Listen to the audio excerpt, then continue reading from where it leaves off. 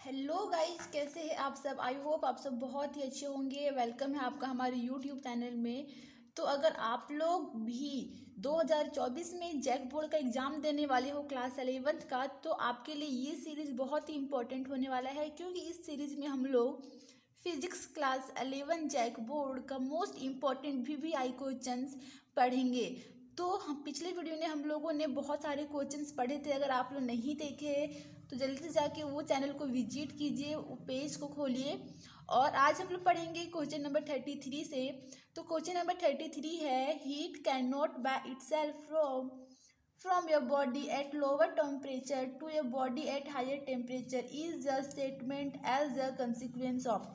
कहने का मतलब है कि हीट जो होता है ऊष्मा, ठीक है, वो can not by itself flow from your body at lower temperature, कि अपने आप फ्लो नहीं होता है ऊष्मा लोअर टेम्परेचर कम तापमान वाले बॉडी से उच्च तापमान वाले बॉडी में। तो ये जो स्टेटमेंट है कि ऊष्मा अपने आप कम तापमान वाले कोई भी पिंड से उच्च तापमान वाले कोई भी पिंड में फ्लो नहीं होगा, तो ये जो स्टेटमेंट है वो क्या सत्यापित करता है, वो क्या कहता है, किसके द्वारा ये स्टेटमेंट दिया गया था, क्या प्रूव कर रहा है।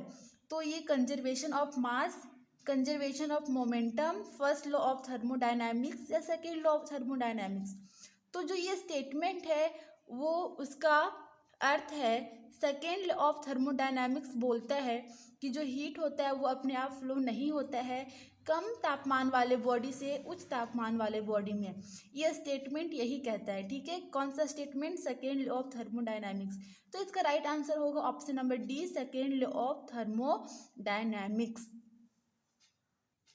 क्वेश्चन नंबर 34 है, an engine has an efficiency of 1/6, कि किसी भी इंजन की क्षमता कितनी है? 1/6 है। When the temperature of sink is reduces by 62 degree Celsius, अगर सिंक का तापमान हम लोग कम कर दे, कितना? 62 degree Celsius, its efficiency is double, तो उसकी क्षमता कितनी हो जाएगी? डबल हो जाएगी। Temperature of the source is, तो आप लोग को पूछ रहा है कि टेम्परेचर कितना होगा किसी भी स्रोत का, तो इसका टेम्परेचर कितना हो जाता है? 99 डिग्री सेल्सियस हो जाता है। तो क्वेश्चन नंबर 34 का आंसर क्या होगा? 99 degree Celsius, option number D हो जाएगा इसका राइट आंसर। क्वेश्चन नंबर 35 है, according to kinetic theory of gases at absolute zero of temperature, कि काइनेटिक थ्योरी ऑफ गैसेस के अनुसार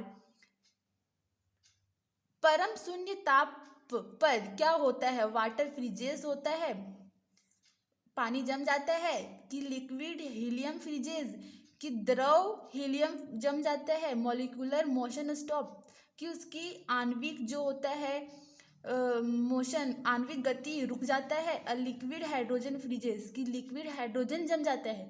तो इसका राइट आंसर क्या होगा? मॉलिक्यूलर मोशन स्टॉप्स हो जाएगा इसका right answer, option number C, कि काइनेटिक थ्योरी ऑफ गैसेस के अनुसार जीरो टेम्परेचर पे क्या होता है? मॉलिक्यूलर मोशंस स्टॉप हो जाता है, उसकी आणविक गति क्या होती है? रुक जाती है। ऑप्शन नंबर सी हो जाएगा इसका राइट आंसर।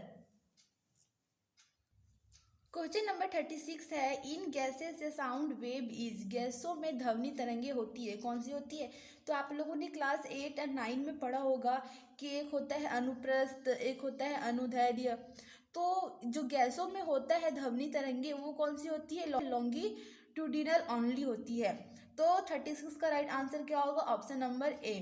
क्वेश्चन नंबर 37 है, if A wave complete 20 vibration in 2.5 second, कि कोई भी तरंग क्या करती है? 2.5 सेकेंड में 20 बार कंपन करती है। कितने बार? 20 टाइम्स दैन इट्स फ्रीक्वेंसी, तो इसकी फ्रीक्वेंसी कितनी होगी? तो इसका फॉर्मूला होता है, आप लोग जानते हैं फ्रीक्वेंसी का ऐसा ही मात्रा क्या होता है? ऐसा यूनिट हर्ट्ज होता है। तो इसका जो भी आंसर होगा वो किस में होगा? हर्ट्ज में होगा। तो देखिए इसका ऑप्शन है 200 हर्ट्ज, 50 हर्ट्ज, 20 हर्ट्ज, 8 हर्ट्ज।